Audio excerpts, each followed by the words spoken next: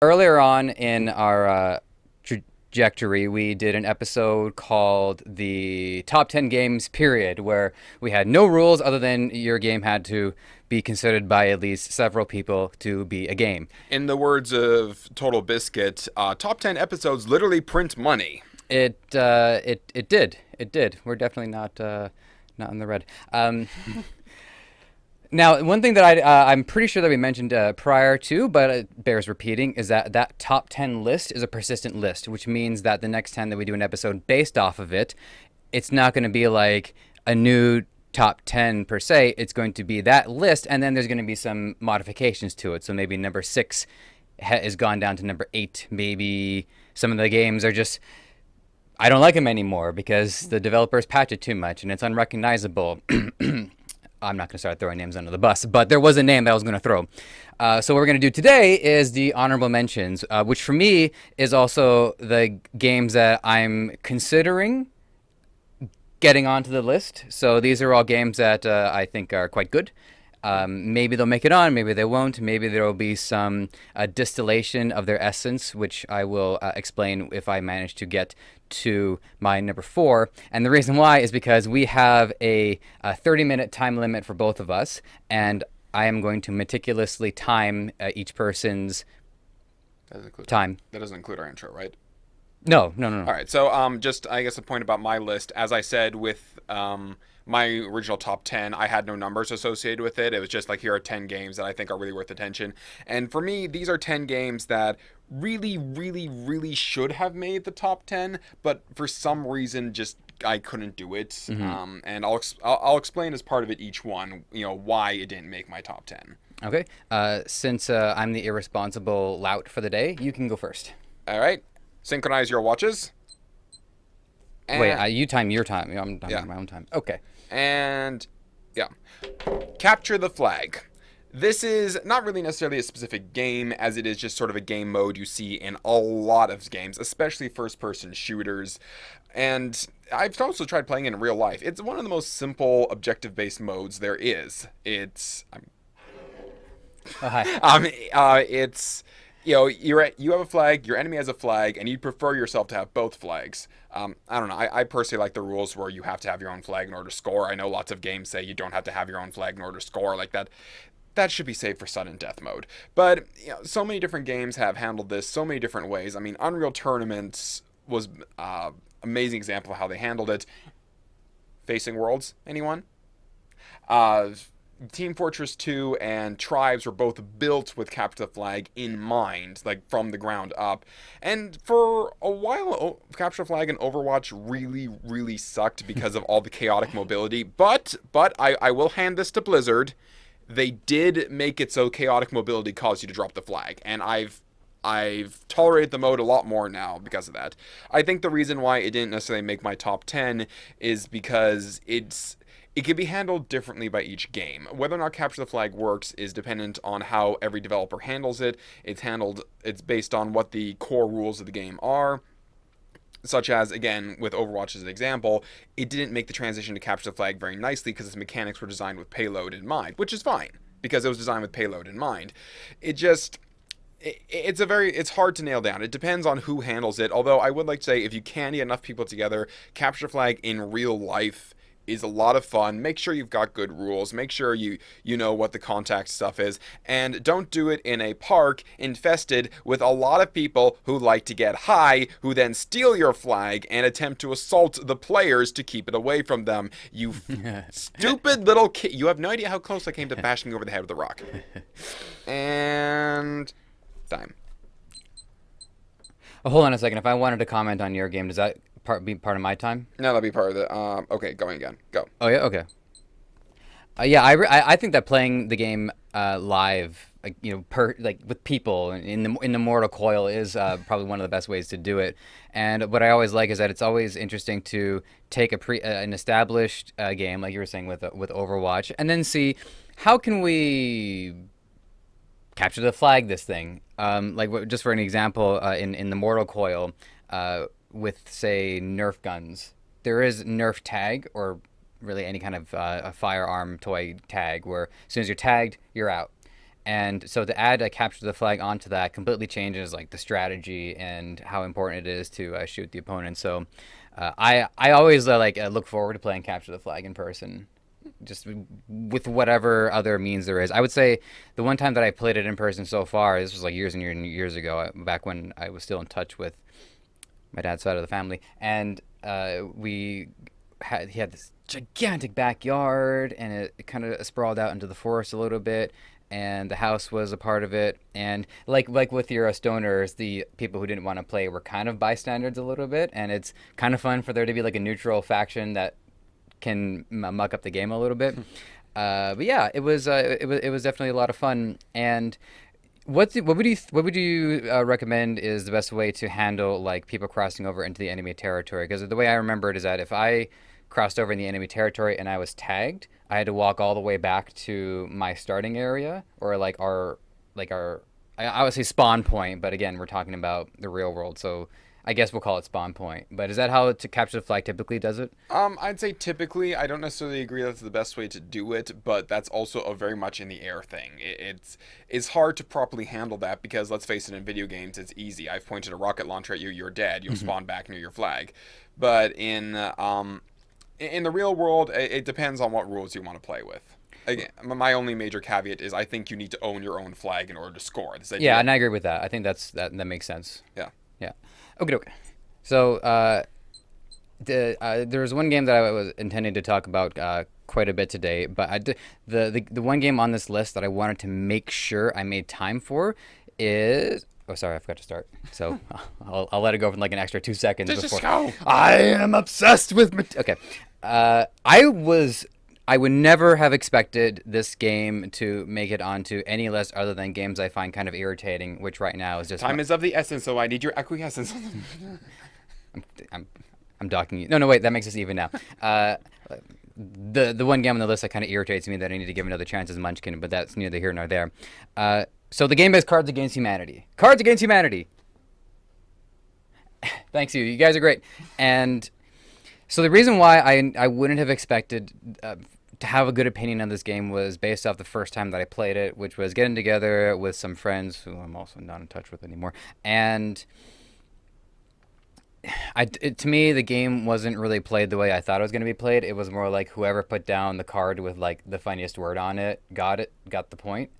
And I was like, but my answers are so accurate, and it's just so I'm so clever, but it doesn't matter.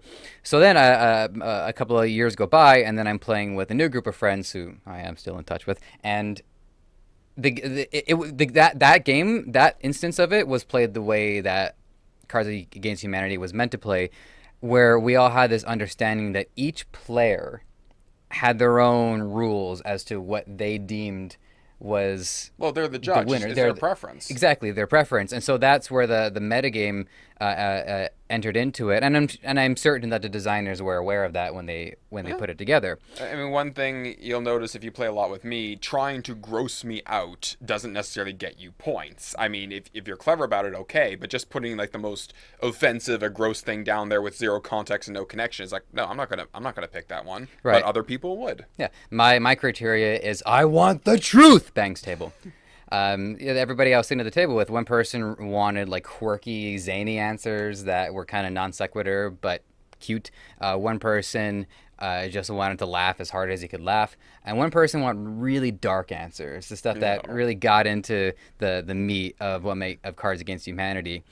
And there's a lot of things that I think make Cards Against Humanity not only a great game, but I think a really important game. Number one, the whole each player is the judge and everybody contributes and the answers are anonymous. I think that whole system is super well balanced. It really is one of the most fair games that I think can be played at a table. So I'm really impressed just in terms of like its core design. And then there is the matter of the content of the game. I think is obviously it's not for everyone. It's not for everyone, but I would recommend that people try to play it anyways, because we live in a society, this being recorded in 2018, the year of our Lord. Things are rather sensitive, and then there's a lot of concern about For those of you viewing this in 3000, where we finally got rid of feelings altogether, we're dealing with an overly emotional culture. And the reason why we're dealing with that is because ever since social media really took off, what happened is that people are more privy to being emotionally invested in something. It's not like, say, when you only had like one radio program a week, and so people only had this one thing to invest in other than their own life, obviously. But as time goes on and there's more media to consume, it becomes it's much easier for now for people to invest in a story, even if they're not really trying to. Just scrolling Facebook on any given day. Oh, this person died. Like to pay your respects. Oh, look at all these people Press over F here. to pay your respects. Yeah, they should put the F in there.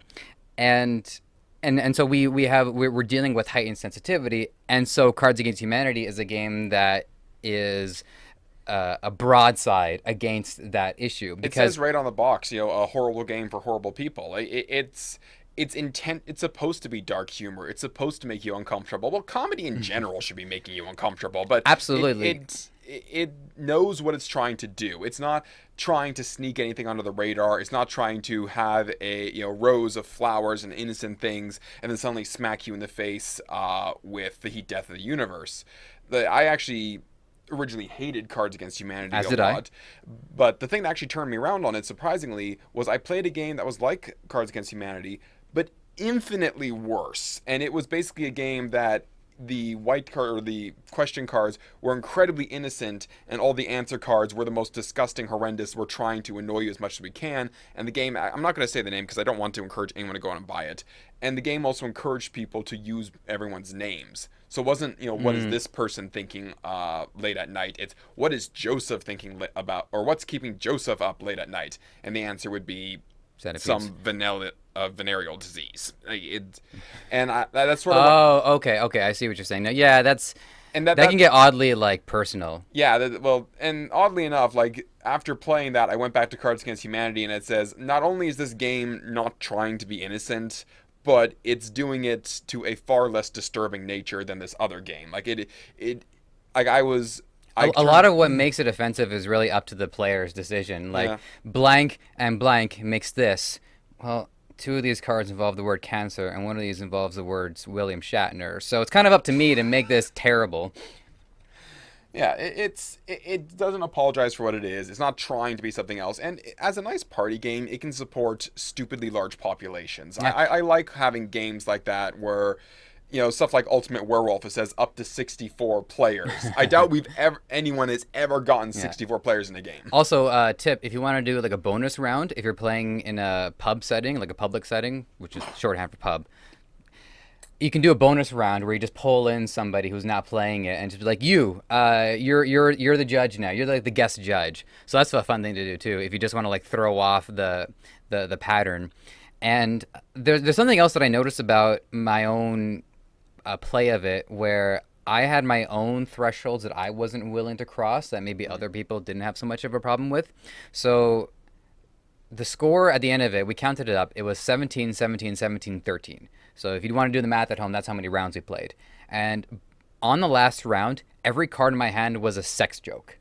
So I had no choice but to play a sex card for my last one. But over the course of that many rounds, I did not want to play a sex card. I didn't want to make that joke. I was actually, even though it's Cards Against Humanity, I was considering the comfort level of the one female that was sitting with us, or at least the one visibly female person sitting with us. Okay, she joined in the game. She knew what she was getting into. Well, there was one card where it's like, blank. We didn't think we'd be able to do it, something but we did. And blank in blank. We didn't think it was possible, but we did it. So I put women's suffrage in Cards Against Humanity. We didn't think it was possible, but we did it. And that was a threshold that I had no problem crossing, because I'm killing myself laughing from the possibility of it. It's very meta. Yeah, it is very meta, and it's so important to be offensive, because my philosophy on comedy is that comedy has to be offensive. Yeah. It just has to. There is no form of comedy that has that can make somebody laugh without creating some sort of sense of discomfort, because laughter is one of our core defense mechanisms. It's one of the way that we deal with things. Sometimes we get upset, sometimes we get emotional, sometimes we cry, and sometimes we laugh. So if you ever go to a comedy club, which I would recommend, the reason why it's black, the audience is blacked out and you only see the comic, is so that the comic can be as offensive as they want, and the audience can laugh and laugh and laugh and have the correct response to it, and not be singled out for who they are. So it's a very cathartic thing to do, and so going to see comedy shows is a very important thing that I recommend people do. But anyways, yeah, Cards Against Humanity really is an amazing game. I love playing it. I look forward to playing it again, and it is doing society a favor with its existence, which is not something that I say about a lot of games. All right. So the next one I'm going to do is Witcher franchise. Now, I don't know if I've mentioned this on the show, but I encountered a more like The Witcher is an RPG series, and it's got a lot of story choices you can make and lots of different gear and all that stuff. And I know I've mentioned this story to you, About 6 times now. but I Over don't. a different context. Have I- It was have I- relevant each time, but Yeah. go on. Have I mentioned it on the show though? It's possible you did once. Okay. Shorthand version. The Witcher 1 presented me with a moral choice It's your that I time. could. You do what you like with it. I'm gonna basically The Witcher 1 presented me with a moral choice that I could not quantify. Do I help the racist or the speciesist? I guess is a better term, because like racist has kind of been ground into the dirt at this point. So the speciesist human speciesist human knights who ultimately are trying to help people, or the noble rebels who apparently believe in indiscriminate murder. Like, I think the best way is like a side character even just said, like, yes, the Squirrel have been, wronged, but the way they act about it is like spoiled children, which is an amazing allegory for modern politics. But I'm going into a bigger thing. When I hit that point in The Witcher, I stopped when I kind of hit the moral decision that I couldn't quantify, which was a little more complicated than my simplification of it right there. I put the game down, computer crashed, everything got reinstalled. I didn't reinstall that. And I did start reading the books. And even though I'd only played The Witcher 1 for a few hours, I started understanding a lot more what was going on in there, and a lot more of the references for going back and reading the books. Like, this was the books came first. This surprises everybody, but the books came first, and I think the series even started over 20 years ago. And the games pick up right after the last book, and they give the main character amnesia, which normally is one of those moments, except his quest is not to find out why he has amnesia. His quest is not to, figure out who he was, because he's basically rescued by his friends who tell him who he is. And the fact that he has amnesia is basically he goes up to characters that are from the books, and he would know and say, "I'm sorry, I had a head injury and I have amnesia," and these characters will reintroduce themselves. I was blown away at one point when the main character had this short monologue about his observations of society and how people get treated, thinking like, this isn't a blank slate hero. This isn't somebody that, oh, I have amnesia, and now you can play me however you want and basically project your image onto this game. He's a fully fleshed out guy going through a significant point in his life, and he's very smart, and he's very capable. Like, that's one of the things I like now that I'm reading the book series, is he doesn't start off as a farmer boy. He starts off as the Witcher, and then these books encompass a very important part in his life. But he's not a level 1 peasant. Like, he's already a level 10 I've killed dragons guy, and that makes him an awesome character. And unfortunately, because I never quite finished the first game, I didn't move on to the second and third. I have seen a lot of videos, I have seen a lot of reviews, and like The Witcher 3, like, just seems to get more praise shoveled onto it with every passing day. And from everything I've seen, from my friend playing it, from various videos, etc., it deserves every punctuation it gets. And the way CD Red has been handling it, like, they're fans. They love this book series, and the love pours out. And the world is great, the characters are great, the writing is beyond anything that you find in any other RPG. The engine for a small team, is fantastic. There's no end of praise I can pour on top of it. But the reason it didn't make the list is because most everything I've seen has been through other videos, through other playing things. I am going to get to it eventually, but I want to finish the book series first. So that's why I didn't make my main list, because it just I haven't finished. I didn't finish one because I was stumped on that moral decision. I still don't even know what the fuck. Who do I side with? Okay, well, And that's why I didn't make my top list. Otherwise, it would have been like right up there. yeah. Well, there's two things that I'll say about The Witcher, or to comment on what you're saying.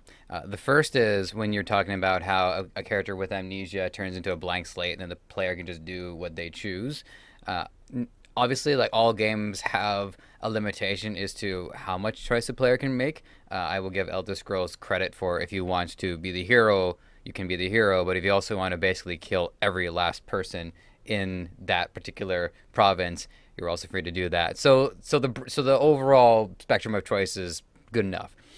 But I think players make a lot of choices about who they are and how they want to express themselves through their character when they decide to play the game in the first place.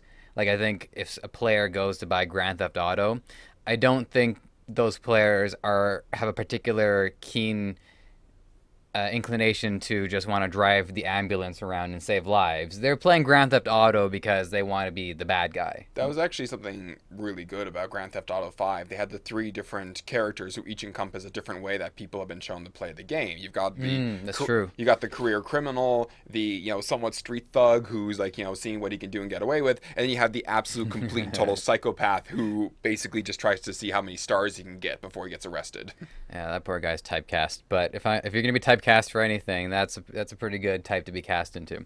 And so the other thing that I was gonna say about it is that your moral dilemma reminded me of the much less moral dilemma that I was facing in Skyrim, where I had to decide between whether or not I wanted to side with the Nords, who were going to fight off the Empiricals, the Empire.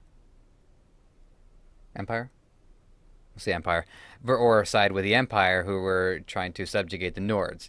And the Nords had some pretty strong arguments. For one, Skyrim is their province, which is why the Nords often say Skyrim belongs to the Nords. And I think even though I made my character a Nord, that doesn't necessarily mean that I was going to side with them. The reason why I ended up going with the Nords in my initial playthrough is that the Empire character was going to execute me at the beginning of the game without due process. I'm like, you don't even know me. I don't even know me, but you're just gonna get to know me. I'm perfectly hateable for good reasons. So my motivation was to side with the Nords and be part of the rebellion for the opportunity to kill that person who was going to kill me indiscriminately, which never happened because that person might have died in the dragon attack. But that was my motivation. So that was how I would have to have some kind of like personal reason to be a part of a greater conflict. And I think that actually says a lot about why people get involved in politics. I think people don't typically get involved in it just because they're pure altruistic. I think there's always some element of personal issue with what's going on, or some way people are personally affected. One of the reasons why I'm even marginally involved now is because a lot of the issues are issues that are directly affecting not only my way of life, but my career. Free speech is something that in 2018 is a difficult subject to have for some reason, and free speech is my career in broadcast and podcasting. Without it, I have to go back to the grocery store. Like, I don't know. No one wants to do that. I didn't mind it. I had worse jobs, but I also had better ones. Okay. Do I want to do any other ones before I go to?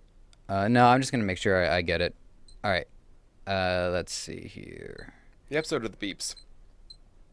This is the beeping episode. So I accidentally reset it, but it said 8 minutes before, so now I'm going to have to do some basic math, which is always intimidating. All right. My next game is going to be Overwatch. Awkward. Okay, so I don't know if it's readable from here, and I will put the image in and edit.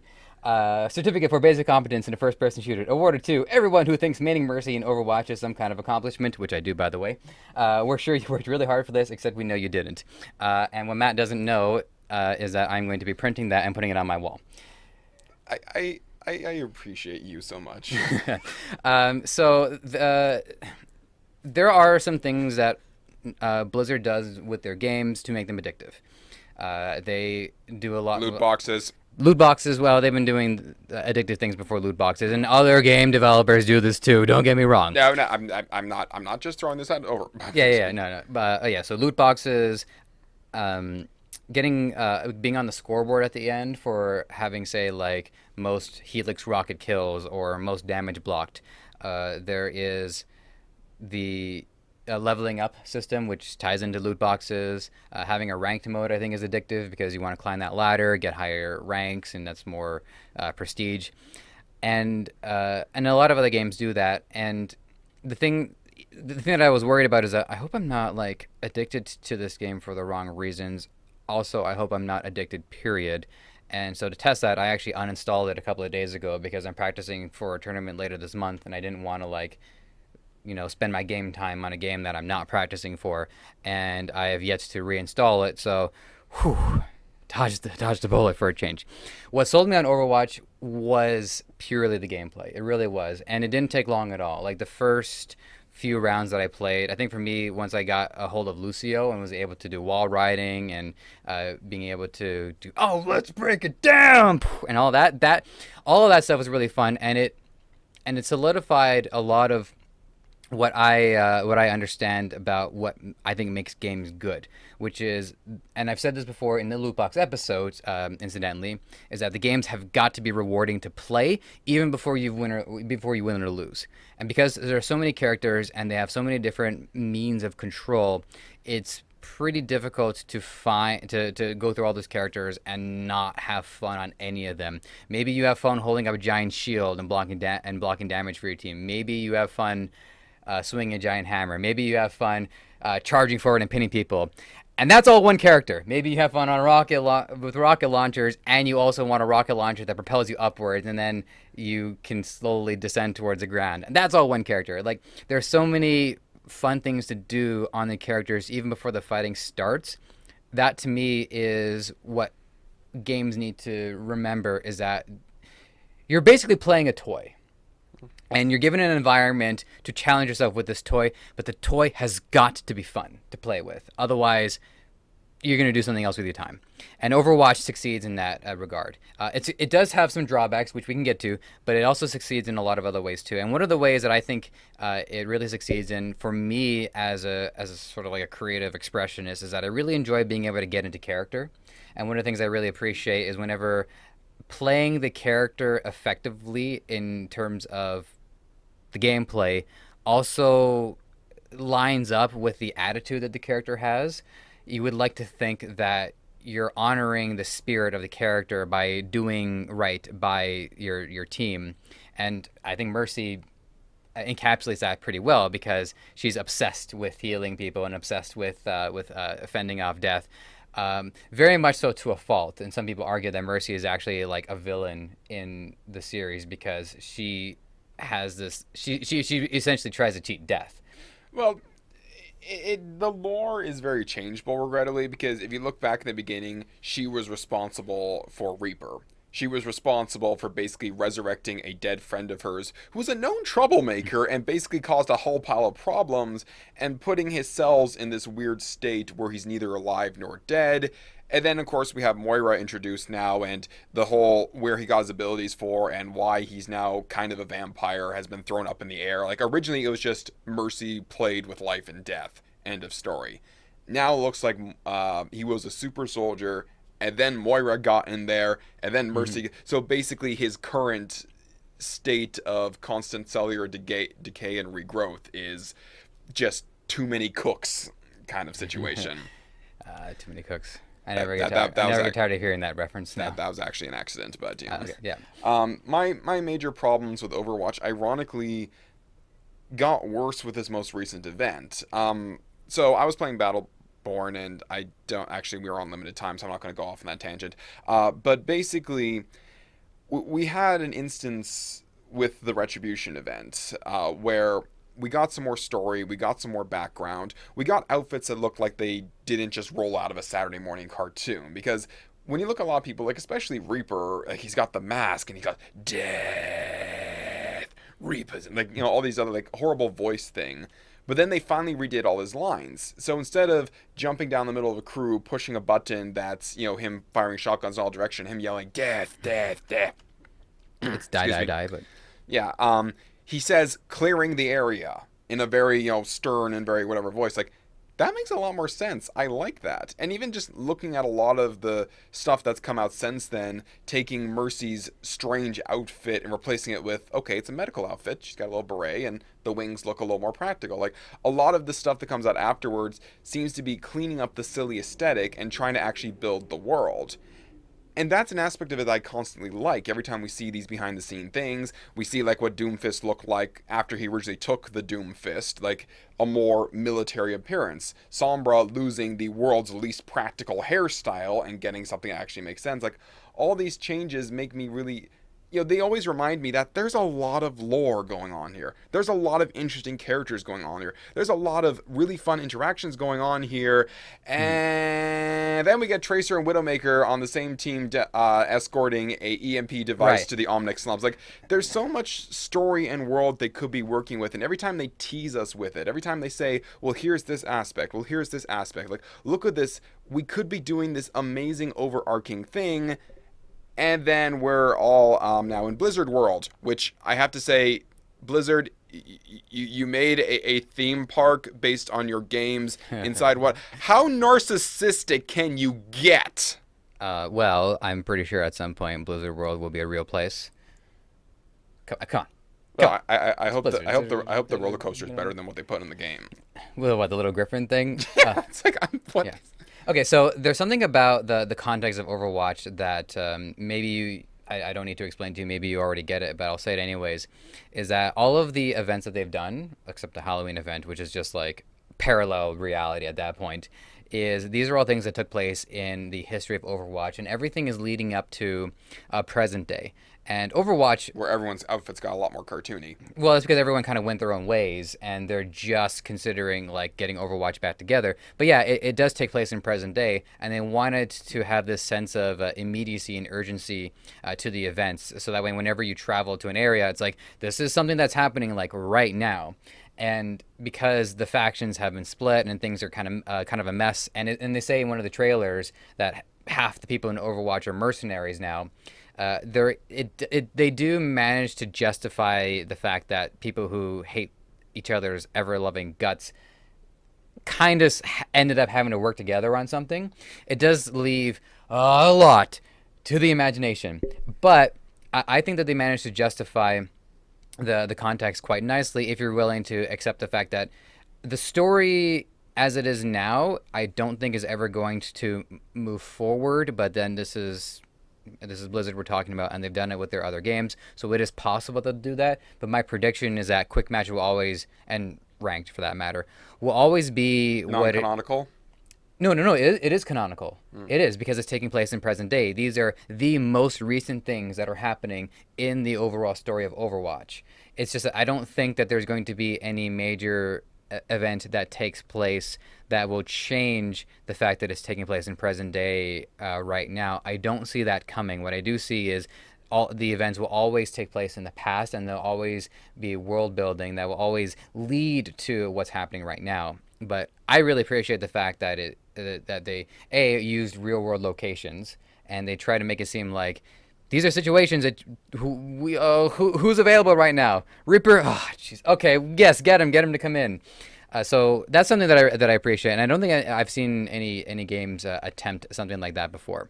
Well, going to Battleborn as an example, it was pretty much stated that the multiplayer mode where everyone's going crazy and shooting each other and all that stuff, that was in the past. Resources are limited because all the stars are dying. So this is all the factions and all the people fighting over what scraps are left in the hope. Okay, so there are other examples. And then story mode was, people came forth and said, okay, look, how about instead of fighting each other for the last remaining resources in the galaxy, we start fighting the things that are turning the stars off.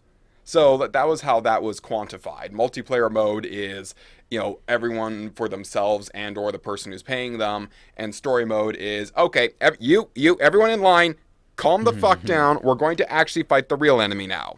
So that was at least nice about that. And I guess part of me, the biggest complaint I'll always have with, I guess, this modern trend of shooters is I'll always be part of the old guard. I always will be. Like, I loved Unreal Tournament. I like everybody moving like they're on damn roller skates. Everyone can carry 10 guns on them. And, like, the sense of equality across the field.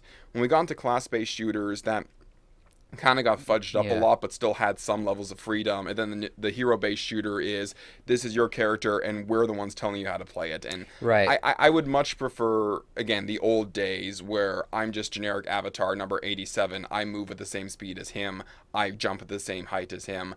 I carry 10 guns just like him. Right, and I've played some of those games too, not to the same extent that you have, and I would not want to play those games. Like I'm not repulsed by them or anything like that. What I would probably expect is that my own play style would definitely come through, and so my weapons choice might not be the same weapons choice that you typically go to. Of course, but that's the point. You can adapt whenever you want to. Like, you can be someone who snipes. Well, okay, that I think that's going to more of a comparison, but the examples with the older games is you can change your playstyle on the fly. You don't have to, jump into a river, then respawn as someone with a shotgun because you needed a shotgun at that moment. I would say that Team Fortress 2 was definitely a point of no return in that timeline of these class-based / hero-based shooters. And the reason why I say that is because although Team Fortress 2 had very clear designated roles, there was a little more flexibility. And I'm talking about vanilla TF2, by the way. I can't speak to the stuff after that because I fell out of it after that. Pyro has a jetpack now. Right. So for the purpose of this point, please just consider vanilla Team Fortress 2. But every character had their weapon that they were essentially like known for. The soldier had a rocket launcher. The heavy had his machine gun. But they also provided you with a secondary weapon, just so that if you were faced with a matchup, you never were like completely out of options. Like the engineer had a pistol, which wouldn't do a heck of a lot, but it gave him something to fight with. And a shotgun. And a shotgun, right? Yes, he did get a shotgun. So it gave him something to fight with. Everyone in had the event shotguns. that he was in a disadvantaged state, but he could still fight his way out of it through application of skill. In Overwatch, I'm hesitant to say it's impossible, and I know that I've stated that in a previous episode. So I will you to quote Ames from Inception. It's perfectly possible, but bloody difficult. So, and the analogy that I use is that Mercy versus Winston. Winston's basically going to win because Winston has a higher health pool. He can drop a shield, and he doesn't have to aim. Whereas Mercy, I'm a decent shot on Mercy, but she's got a pea shooter. Like headshots on a pea shooter, like you would have to get 8 to 12 headshots on a Winston to bring him down, and you're dead. You're dead. So just to finish what I was going to say is that what that does in the overall game design is that it absolutely positively demands that the players are working together as a team. There are some characters that can kind of like take care of themselves, but they're still acting on in the interest of their team. For the most part, your tanks, your defense heroes, your healers, and then your attack characters are kind of in a case-by-case basis. They are working together as a team, and so in the team context, I think it excels over, say, Team Fortress 2. But on a combatant versus combatant basis, it definitely is a detraction. And that's one of the reasons why I struggled putting it onto my top 10 list. But I would not be surprised if it made it on afterwards. I mean, what exactly stops Mercy from just grabbing Soldier 76's assault rifle? Hell, she'd get the Helix rockets with it. That would actually be an interesting take on it if they've dropped their weapons and you can just grab it. Yeah. Oh God, I'd love that. Would just be so much chaos. I would love it. Right. Yeah. I mean, the developers are part of this new wave. See, it used to be that when I was playing a game, I trusted the developers like they were gods, and that they could do no wrong, and whatever decision they're making, it's in the best interest of the game. I no longer give developers a benefit of the doubt. And to the credit of the Overwatch team, when they make mistakes or when they're changing things, they admit it. They put out videos constantly to just stay in touch with the community. So here's the direction that we're going. This is why we're doing this. If you want to provide any feedback, if you want to test it, come to the test realm, come to the whatever, come to the forums, be engaged in the discussion. So it's interesting to see that this is a game where everyone is trying to work together to make this thing better. But I do miss the days where like the designers kind of had this. They were kind of behind they were working in the shadows. They were behind the curtains, and you just had to trust that these people were very good at what they did and they understood game design more intuitively than the average player. Those days aren't really around anymore. Yeah. All right. So, next one on my list. Oh, I'm so bad at math. 7, 8, 9, 10. Oh my God, Doom. 5 minutes. All right. Can I just sort of get my Les Mis close up here? You start the game. A sigil forms in front of you. A voice tells you about how horrible the demons of hell is, the monsters that they are, and the havoc that they reach. And it ends with words that really stick in my mind. But you will be worse. Rip and tear till there's nothing left.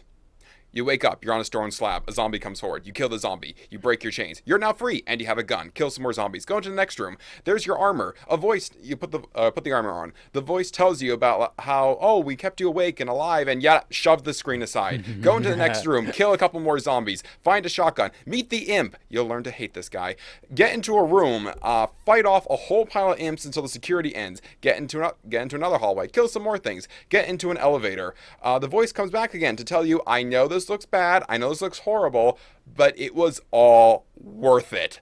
Punch the monitor, jump cut to title screen, Doom. Jump cut back to you, you get out of the elevator, you're now on Mars, you take out the shotgun and you cock it. This game does not let up. This game does not grant you any kind of mercy. You are moving at full speed all the damn time. You jump once, you eventually unlock double jump. Grenades are infinite, but they have to recharge. Ammunition is scarce depending what mode you play. Enemies come at you relentlessly. Your health does not regenerate. You can finish off enemies to grab extra health and armor from them, but to do so you have to usually run to the middle of unopportune moments. The game constantly moves. And I've heard people describe the older generations of shooters, the Serious Sams and Duke Nukem's, that kind of stuff, as before the thinking man shooter. And this could not be further from the truth. If you're playing Doom 2016, I should have mentioned, I'm specifying 2016 here. If you're playing Doom 2016, you're constantly thinking, but you're doing it at a rate that most people aren't used to anymore. You're in a fight, something hits you from behind, you have to know instantly, that was a rocket, I was hit with a splash, not directly, that means this kind of demon is attacking me, and based on a little damage indicator, I now know they're up there. I'm going to fire off the micro rockets from my machine gun, not even check that they've killed the thing that I aimed at, switch to a different weapon, turn around and shoot them, and you're doing this constantly. Sometimes it can feel like you're not thinking, but the point is, you're playing on instinct. You don't have time to sit behind some cover, suck your thumb, get some health back, and think, right, now I will exit this cover, take on this edge. If you stop and do that, you're dead. If you ever stop moving, you're dead, unless you want to do siege mode, but that's still very risky.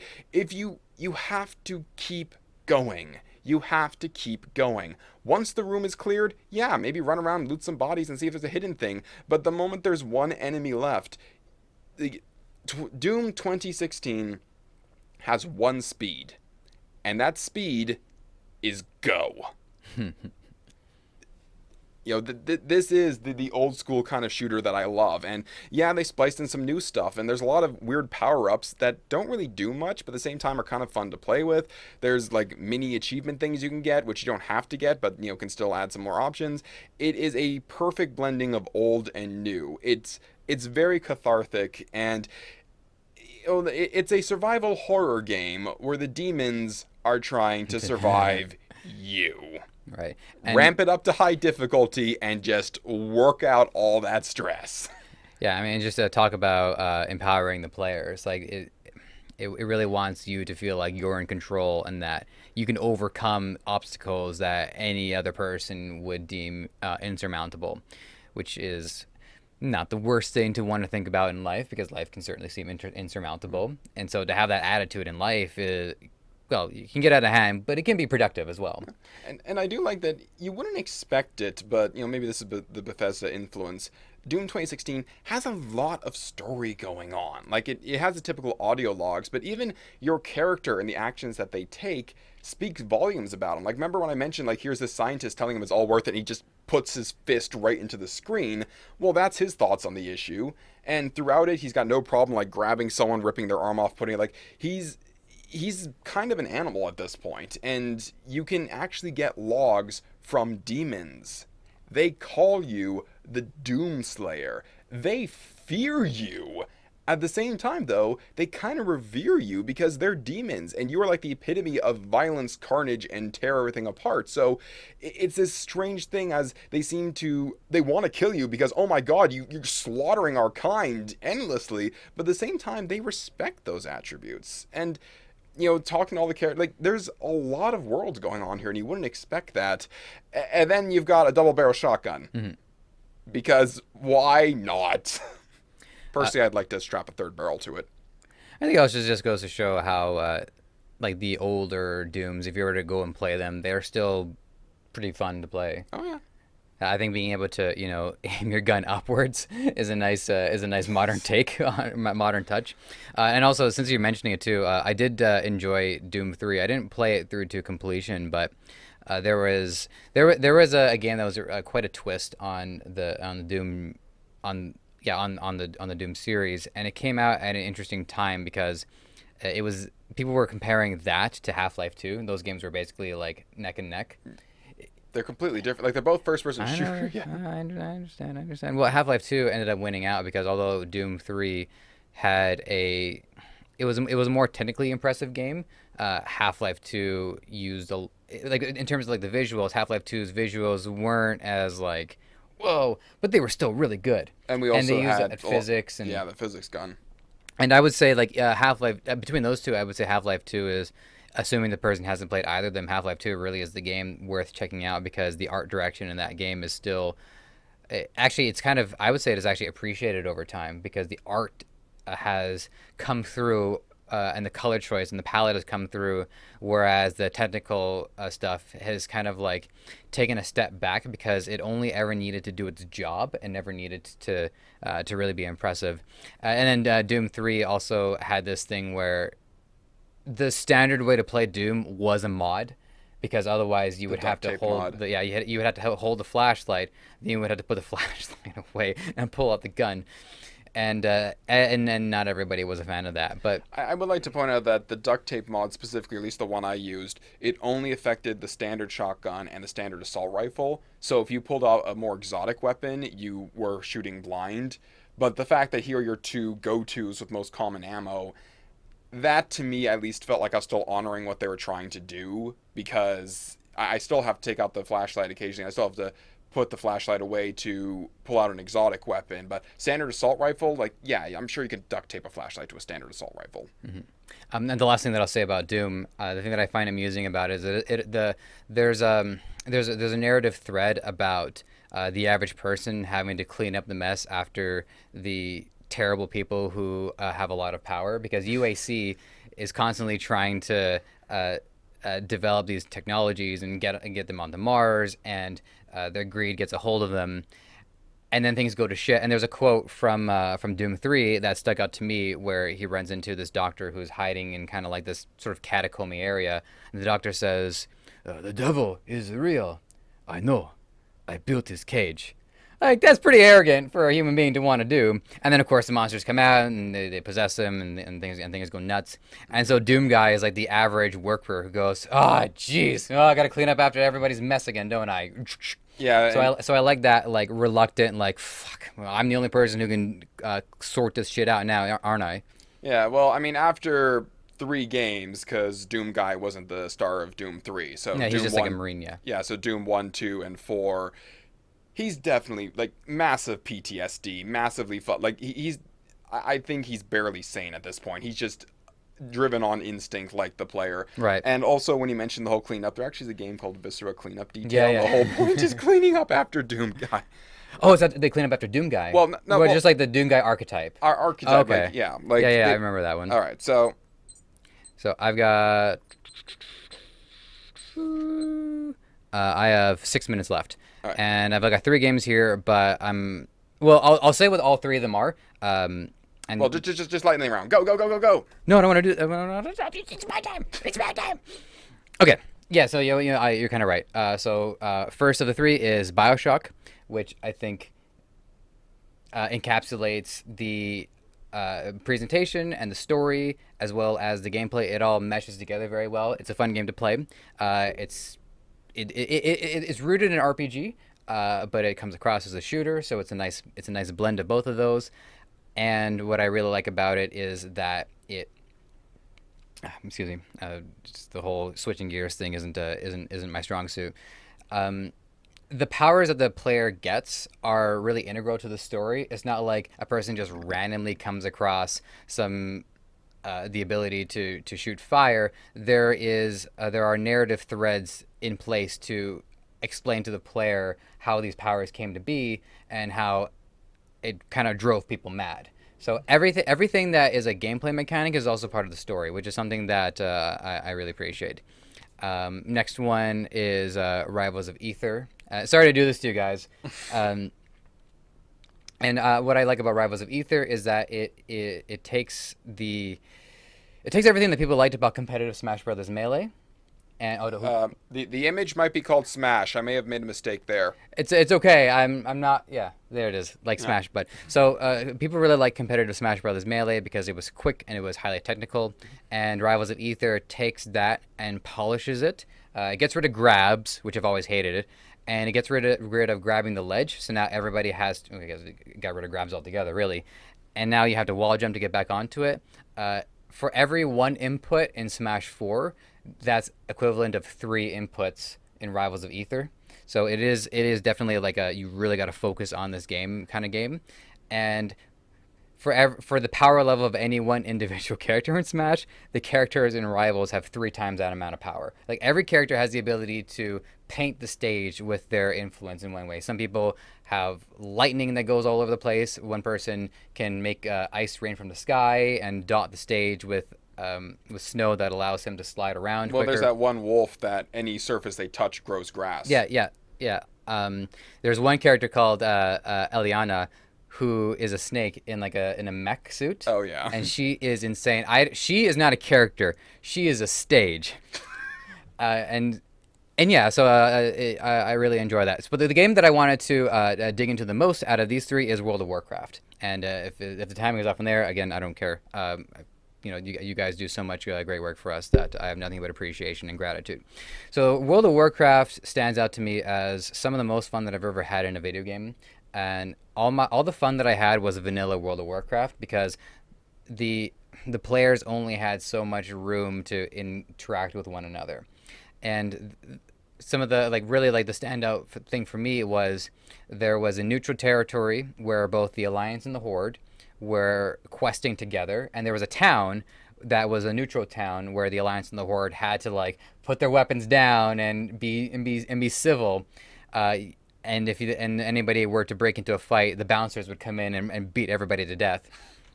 Everybody, not just the offenders. I think both people win PvP, so they would actually beat everybody to death.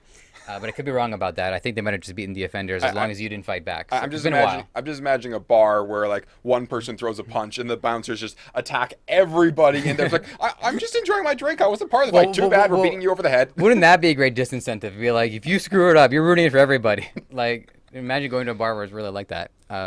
So it was funny because I was just talking about World of Warcraft with my mother yesterday because there was an edit that I was working on, and somebody, the guest of the podcast, he was talking about somebody he lived with who was so addicted to World of Warcraft that everybody else in the house got lumber and started building a structure around him and his computer while he was playing. So he would turn and go, "What are you guys doing?" And they were actually building a miniature castle for him, and they got a drawbridge in there and everything just that he could have his privacy. And my mom asked this question. It says, "How do you get unaddicted to World of Warcraft?" Which I thought was a great question because I know I was addicted. Everybody who I got to play with was addicted. And the reason why it stopped being addictive for me was because the game changed in such a way that the things I was playing for were no longer really there. And what happened was there is a player versus player battleground, which is an instanced map that was called Alterac Valley. And I bought the game to play Alterac Valley because it was 40 Alliance, 40 Horde, computer controlled units on both sides, big old battle. It's like being in the midst of a Warcraft 3 fight, Warcraft 3 battle. And and when I first got to it, it was great because players were fighting each other. People were going out doing these like weird side quests where you can then recruit like a bunch of raiders on your team to go fight the enemy, and you had commanders on either side that had to die to win the map, and that was all great. But the player base kind of lost their patience with it, and the Alterac Valley kept changing and changing and changing, and it got to a point where I entered Alterac Valley, and for those of you who just listened to this, I need you to actually see the visual for a second. So with my left hand, this is the Alliance players. Thank you. And then in my right hand are the Horde players, and this is what would happen when they would reach the center of the battlefield, the neutral no man's land.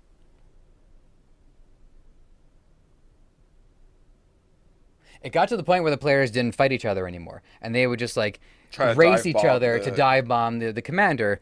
And I'm like, I understand the need for wanting to get resources and wanting to, you know, strengthen your character because that's part of the incentive. But what are you doing with your time? Like, fight each other. That's why people should be playing this game. It's called Warcraft, right? I branched out from my herd of sheep, and I charged into the enemy army on my own and tried to fight as many people as I could because damn it, I was not going to let the herd decide what I was and was not going to do with my time. Well, it sounds like they took a very nuanced and interesting mode with a lot of different mechanics and basically meta'd it to death. Like, what is the fastest, most efficient way to do this? Because we all got places to be in 10 minutes. Yeah. So, and that's why I still want to give World of Warcraft an honorable mention because what it did right to this day is still some of the best experiences that I've had in games. But for me, when it went wrong, it went really wrong. That said, I wouldn't be completely averse to getting back into it at some point if I got like a bunch of people to all kind of like play through it together because there's a lot of stuff that I never really enjoyed about it. I did not do raiding whatsoever, but I know that raiding is like a big thing for it. Last thing I'll say, because my time is actually up, World of Warcraft got it's guilty of the accusation that I made about a game should be the reward. You shouldn't have to work in the game in order to earn the rewards, but MMOs basically are work. And it got to the point where if you wanted to join a high-level guild, you had to submit a resume and go for interviews. I'm not kidding. And so while that to me is absolutely nuts, it at least gave people some instance of like being responsible to other people. You had a schedule to keep, you had a role to play, you had a job to do. And so all of that can actually be a positive yield from World of Warcraft, but it obviously was not the easiest thing in the world for any one player to manage that because World of Warcraft was so demanding. So it had a lot of drawbacks, at least to me, but its high points still stick out as some of the best memories I've had, and I'm done. All right. Well, I would actually just like to add on to the Warcraft or World of Warcraft discussion. There was apparently somebody who I believe had 32 accounts in World of Warcraft and had all these different classes hotboxed to like a special keyboard he had with all these different commands. And talking about this massive thing how he can go raiding on his own by doing this, and then someone had the comment. So basically, he's playing Warcraft 3. I told you that. I remember I told you that. Yeah, that was like one of the funniest things. It's like, so he's basically playing Warcraft 3 for people. Yeah, yeah. I'm glad somebody said that. Okay, so got the last two ones here, and I actually have an okay amount of time. So first of all, Mario Kart Double Dash. The Mario Kart franchise in general is a really fun one, but Double Dash to me is always going to have a very special place in my heart for a couple of reasons. First of all, the GameCube was a massive jump in terms of processing power, what you were able to do. Just the quality of maps were so above and beyond what we were seeing in the N64. And had a lot more options for drivers. The fact that it had the two-person mechanic was also really interesting. You had a driver and someone behind you, and you could both hit the Z button at the same time to swap places. So you could take turns driving, or maybe someone who's a little more hesitant to play the game could just be the gunner for a bit. And, you know, you could learn how to do all these things. But one of the best aspects of it is it was the first Mario Kart game to separate driver and stats. let's say I want to play Bowser, but I'm not a fan of the Bowser car. And also, how can you not be a fan of the Bowser car? Why did I pick that as an example? You could actually put him in the Donkey Kong car, or you could put him in the trophy car. They actually created some original ones. Like, one of the things I liked doing was combining Baby Bowser and Paratroopa in the Bullet Bill car, which was just a Bullet Bill. The fact that you had to select two different drivers meant they had to separate drivers and stats. So now all of a sudden, Mario isn't, this average car of just everything's okay. Mario is now just an avatar, and you can put him in any car that fits his weight class. The one stipulation is that everybody had specials. Yeah, everyone had Yeah. special. I mean, I never really thought the specials were like full on game changing. They were fun, but they were never. I didn't. It was something to consider in your overall strategy. Basically, I chose my characters based off their specials.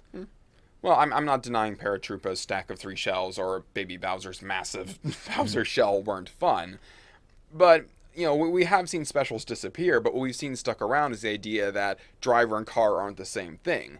If I want to play a Shy Guy, in later Mario games, I'm not locked into Shy Guy's car. I can pick whatever car I want. And that level of customization and level of options, I think, really opened up the game for a lot more silliness and a lot more fun to be able to pick your favorite character instead of pick the most tactically viable one. I mean, if you look at Mario Kart 64, when you actually have tournaments, the final round is plug a Game Shark into the thing so everyone can play Toad, because Toad is like the only competitive character, and that, I think, takes a lot of the fun options out of it. But it's a multi-layered package. The maps were amazing. The fact that technology had improved allowed for so many interesting things, like to actually have different cars react different ways to grass and water and that kind of stuff. Like, and if you had a mushroom, you could just ignore it all. Like, oh, the tide is in, so you can't use this shortcut. Too bad, mushroom. Mushroom specifically says you now ignore terrain. So I think it also has one of the best rainbow roads. it has Hard, but not like I hate myself hard. Yeah, and the fact that you had to work together to do the mini boost was also kind of fun. A cooperative racing game was weird. It was fun, and just it represented to me like a real turning point for the franchise, going from a silly little kart thing to a really amazing and satisfying experience. And I think it also speaks to the motif of the GameCube, which is why the GameCube stands out to me as one of my favorite systems. Is that a lot of the games that they put onto that system was some kind of quirky or I hate to say gimmicky, just because that gimmicky tends to be a negative term in gaming, but some unique take on each of their established franchises. The art style of Wind Waker, the Flood unit on Mario for Mario Sunshine, first-person Metroid. And so with Mario Kart, I didn't think about it before, but you're saying it now. The fact that they had done Mario Kart single rider all this time, and then they came up with a new thing for the GameCube, I think is part of what made the lineup of GameCube games so special to a lot of players. And there was one other feature in Double Dash, which most people didn't realize, but was actually very groundbreaking for the time. If you bought the internet adapter for the GameCube, you could plug 4 GameCubes into one router, select LAN play, and you'd need 4 TVs and enough controllers for everybody, but you could have 16 people sitting next to each other playing the same map or playing the same race in Mario Kart Double Dash. That is, like, I have never heard of anyone trying that. Like, online multiplayer is really easy and it's really profitable for games because you're selling more copies. But that was something I really always wanted to do. Like, get 4 GameCubes, get 4 internet adapters, plug them all into a router, get like 4 TVs, get like all the controllers, and have 16 people in the exact same race sitting next to each other. And even though that didn't really take off, regrettably, the fact that Nintendo tried that and made a game that, yes, you can do this, really shows how they push hardware, really shows how they are trying new things, even if they don't always work out. Mm-hmm. All right. Sorry, just the weather keeps changing all over here, so sinuses. Yeah. All right, and I guess my last game, Lords of Waterdeep. Now, you'll remember in the actual Top 10 episode, I mentioned that my favorite board game of all time didn't make that episode in favor of King of Tokyo, because King of Tokyo had a higher level of entry, or not, had a higher level of It was more accessible. Yeah, it was more accessible, had a lot of fun elements, and it won out because of the simplicity. Now, Lords of Waterdeep is definitely one of the favorite board games I've ever played, and the best way to describe it is actually to paraphrase a webcomic I read that I can't remember the name of, so I can't plug. Sorry. But the first time you play Lords of Waterdeep, it's D&D. The second time you play Lords of Waterdeep, it's Monopoly. The third time you play Lords of Waterdeep, it's a live reenactment of Game of Thrones.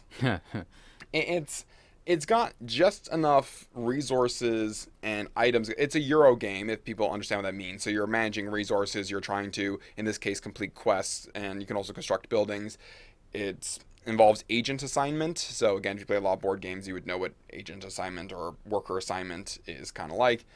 And it has just enough elements going for it that you really have to think and strategize, but not so many elements that you get overwhelmed. I recently played Scythe, which was a game that has gotten a lot of high praise, and it's good, but it's just really, really complicated with way too many things going on at the same time. Lords of Waterdeep has enough stuff going on that you do have to think, you do have to exercise your brain, and fire up those cells and all that kind of stuff, but you never feel overwhelmed. It's never that there's too many factors going on at once. There's no dice involved, so you can strategize a lot of things, but you also don't know what cards your enemies have, and you also don't know what cards are going to come up as part of the deck, so you do have to adapt. It's got a nice mix of all the elements I like, and it just does it in a way that's very smooth. And I didn't really think much of this game when I first heard of it, because it's a D&D spin-off game, and I don't think it's too unreasonable to say, like, oh, this is just a random tie into D&D, or maybe this isn't properly thought out, or any of that kind of stuff. But it really did surprise me, and it stands out, again, as one of my favorite games of all time, because it does multiple elements that are still easy to understand. It makes you think, but doesn't overwhelm you. And if you ever need to teach people how to play, just do like a round or a couple of, like one full round that of no consequence. And that's how you show people. Like, you can go through the entire rulebook if you want to, or you can just say, you know what, we're going to play this round, and then we're going to revert at the end of it. And that teaches everyone everything. Yeah, I mean, I've only played it once, and I had to leave. I couldn't even finish it, but I remember playing it and be like, wow, I was engaged. Like, I was invested in the context and everything. Yeah. Okay, so I think we're all clear?